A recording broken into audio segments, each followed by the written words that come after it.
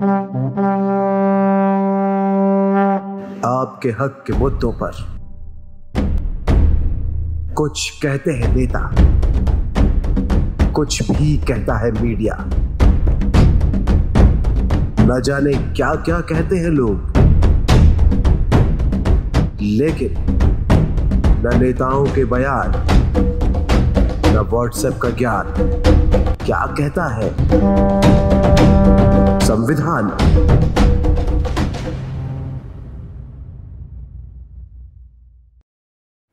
नमस्कार, media vigil की तरफ से हम लेकर आए हैं संविधान की बात और आज इसका दूसरा अंक है।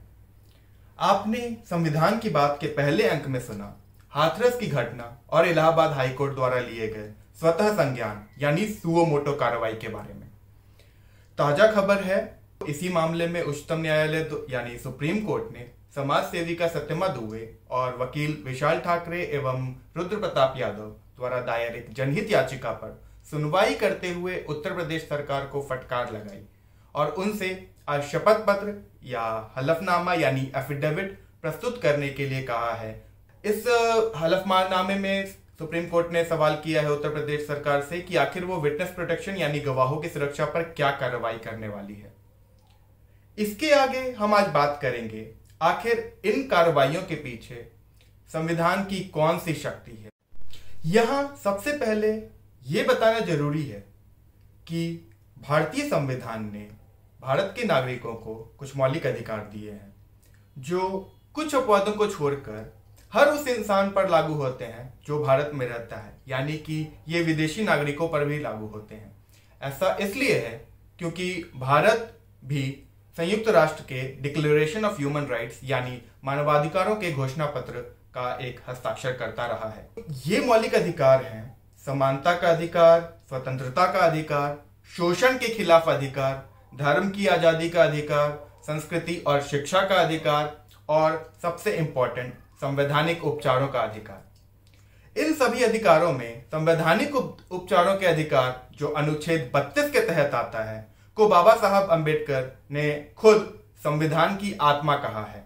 तो हम आज बात करेंगे आर्टिकल 32 यानी अनुच्छेद 32 क्या है।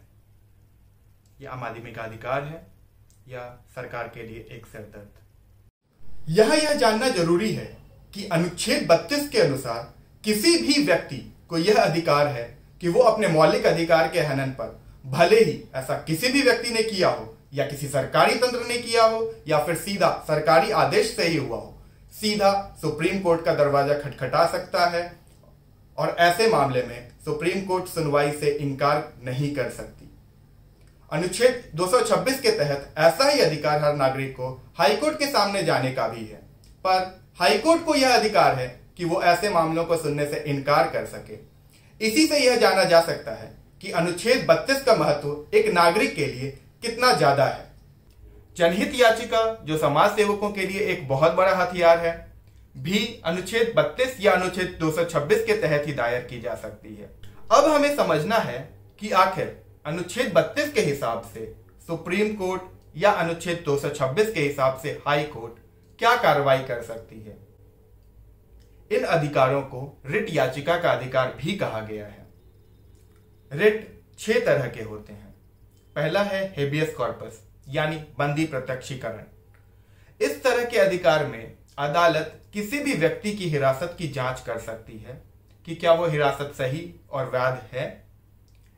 दूसरा है रिट ऑफ मैंडेमस यानी परमादेश।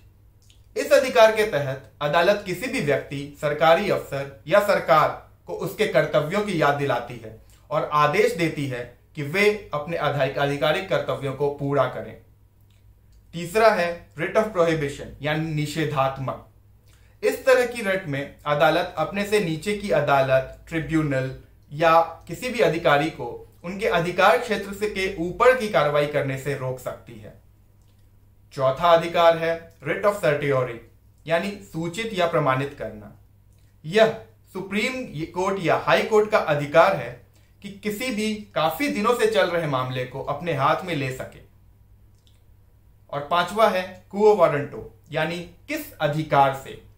यह रिट अदालत तब जारी करती है जब कोई व्यक्ति या पब्लिक ऑफिस अपने पद या कार्यालय का दुरुपयोग करता है।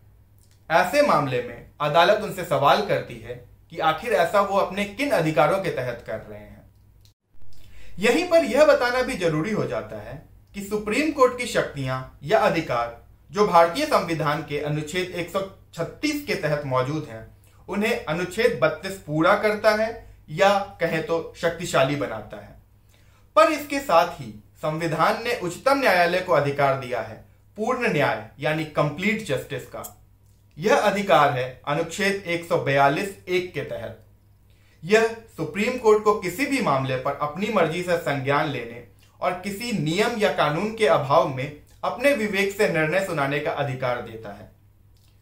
खैर, मौलिक अधिकारों की रक्षा के साथ ही अदालत को यह हक भी है कि वो दोषी के खिलाफ कार्रवाई करने का आदेश दे और साथ ही साथ पीड़ित को आर्थिक मुआवजे की व्यवस्था भी कर सके। यहां मैं बात करना चाहूंगा भागलपुर के अखफोड़वा कांड की। इस कांड में भागलपुर, बिहार के कुछ पुलिस अधिकारियों ने आरोपियों की आंखें फोड़ दी थी और तेजाब से जला दिया था। आपको याद होगी फिल्म गंगा जल की। इस मामले में जस्टिस भगवती ने जीवन और स्वतंत्रता के अधिकार के हनन पर मुआवजे की व्यवस्था की थी।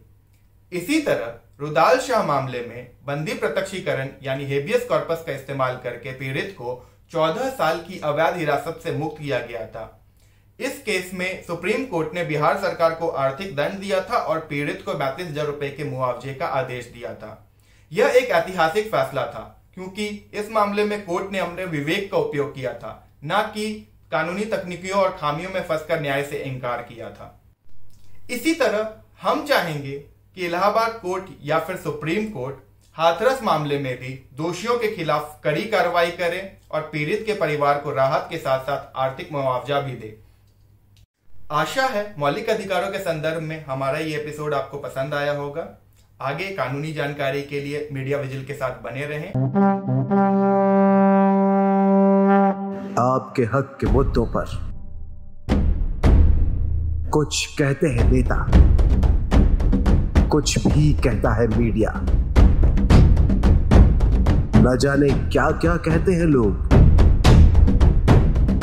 लेकिन न नेताओं के बयान, न व्हाट्सएप का ज्ञान क्या कहता है संविधान।